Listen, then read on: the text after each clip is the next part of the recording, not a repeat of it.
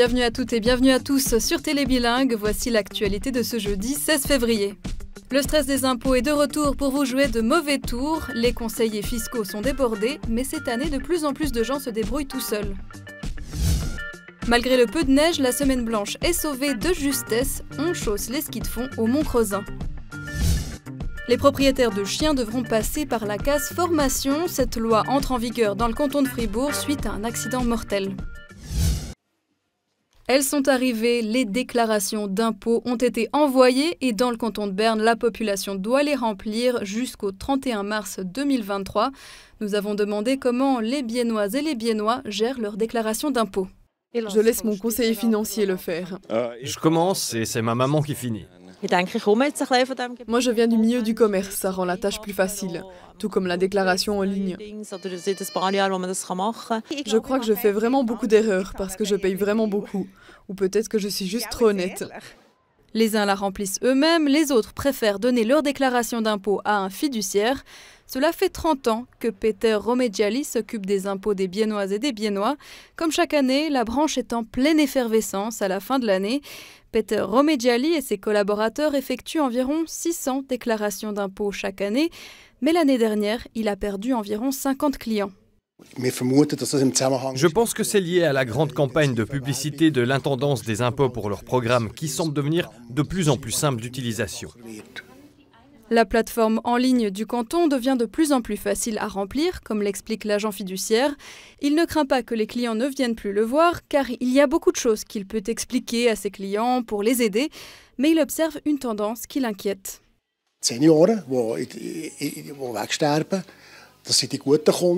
Les personnes âgées qui décèdent, ce sont de bons clients. Et les nouveaux sont plutôt des gens qui veulent payer moins, parfois des gens issus de la migration qui ne comprennent pas notre système. Ils veulent payer la moitié de ce que paie un retraité. Sur les 600 déclarations d'impôts de ses clients, seule une petite partie a déjà été faite. Le bureau fiduciaire de Peter Romedjali a donc encore du pain sur la planche jusqu'en juin. Il reste encore 3 jours aux amateurs et amatrices de randonnée à ski ou en raquette dans le Jura bernois pour profiter de la semaine blanche. Mais celle-ci n'est pas aussi blanche qu'espéré cette année. La quantité de neige est tout juste suffisante pour emprunter des pistes comme ici au Mont Crozin. C'est limite, ça risque d'être encore plus mauvais par la suite, mais ces 3 jours, c'était agréable. Tant qu'on reste du côté plutôt de l'ombre, ça va bien, plutôt bien, mais alors les parties sud sont déjà terminées. On ne peut plus faire là. L'enneigement est petit, mais la clientèle ne manque pas. L'association Espace Nordique Erguel, qui s'occupe des pistes du Mont Crozin et du Mont Soleil, remarque que des sportives et sportifs sont même venus de Soleure et d'Argovie.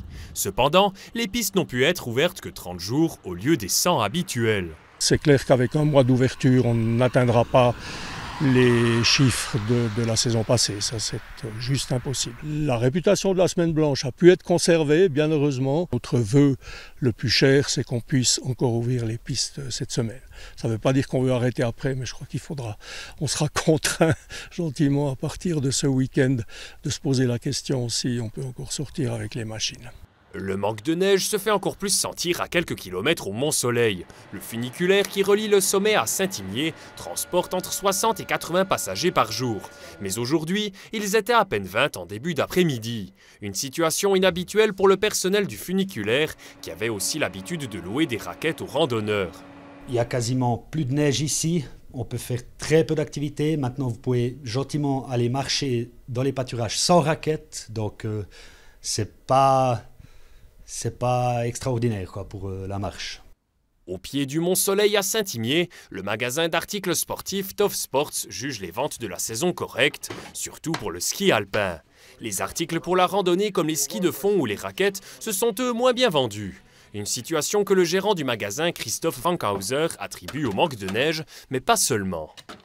Maintenant, avec les 2 années qu'on vient de suivre avec le Covid, où ce sont vraiment ces ventes-là qui ont explosé, c'est sûr que les gens ne peuvent pas quand même se suréquiper. Donc je pense qu'une petite baisse, c'était obligatoire. Se procurer du matériel de randonnée et se rendre sur les pistes, c'est donc encore possible dans le Jura bernois, mais plus pour très longtemps. La preuve en image, la dameuse de l'association Espace Nordique Erguel retire bientôt plus de neige qu'elle n'en aplatit. La ville de Granges est certifiée Kinderfreundlich par l'UNICEF. L'association octroie un label qui certifie que la commune est favorable aux enfants. La distinction salue les efforts insufflés dans la politique de l'enfance et de la jeunesse. Par exemple avec une place de jeu aménagée par des élèves, un festival de cinéma pour les petits qui ne peuvent pas aller skier ou encore un parlement pour les jeunes. Granges a reçu le label pour la première fois en 2018. Il jette l'éponge après 30 ans de bons et loyaux services. Daniel Pache quitte la Fédération horlogère. Alors il ne claque pas la porte du jour au lendemain, le Biennois quittera ses fonctions à la fin de l'année. Son successeur, c'est Yves Bugman, actuel directeur de la division juridique. La décision doit encore être validée à l'Assemblée générale fin juin. Dans le canton de Fribourg, des cours pour les personnes qui n'ont jamais eu de chien ou n'en ont pas eu pendant 10 ans sont à nouveau obligatoires depuis ce mois. La loi a été modifiée au niveau cantonal. À l'origine de cette modification, une motion parlementaire déposée suite à un accident mortel. Une quadragénaire, mordue à plusieurs reprises par son chien, avait été retrouvée morte par la police fribourgeoise à Auborange en 2020. Les cours n'étaient alors plus obligatoires. Ils l'ont été dans toute la Suisse entre 2008 et 2017. Depuis cette date, les cantons légifèrent à leur guise. Le centriste Bertrand Morel est co-auteur de la motion à l'origine de cette modification de loi. Le drame d'Auborange l'a motivé, mais pas seulement. J'avais une amie dont l'enfant s'était fait mordre par un chien en attendant au passage piéton. Et puis j'avais aussi un autre ami qui m'avait dit un chien c'est beaucoup d'investissement et si j'avais su, je l'aurais peut-être pas pris ce chien.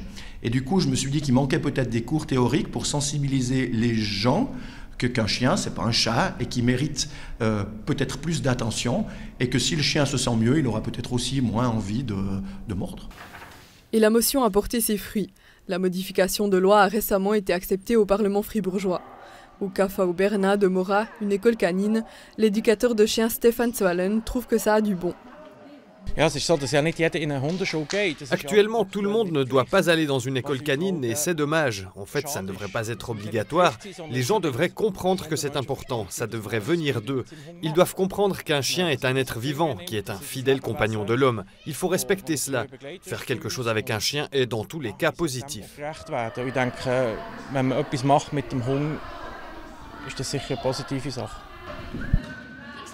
En plus des 5 heures de cours théoriques, tout nouveau chien sera aussi soumis à une évaluation de conductibilité, même si ce n'est pas le premier animal du propriétaire. Une évaluation pour déterminer si le maître peut garder le contrôle du chien et si le chien représente un danger ou non. En cas d'échec répété, le service des affaires vétérinaires du canton de Fribourg, le SAAV, sera informé. Il procédera à son tour à une évaluation officielle. Contacté, le SAAV explique ce que ça signifie. En principe, les mêmes aspects seront vérifiés, mais suite à une évaluation officielle, le SAAV peut rédiger une décision et exiger des mesures éducatives et ou de sécurité supplémentaires. Obligation de suivre des cours d'éducation canine, de porter une laisse ou une muselière par exemple. Dans les cantons de Berne et de Soleure, ces cours obligatoires n'ont pour l'heure pas été réintroduits. L'info c'est fini pour aujourd'hui, mais restez avec nous pour vous donner des envies de ciné avec un aperçu des films The Sun et Nostalgia. Une très bonne soirée à tout le monde.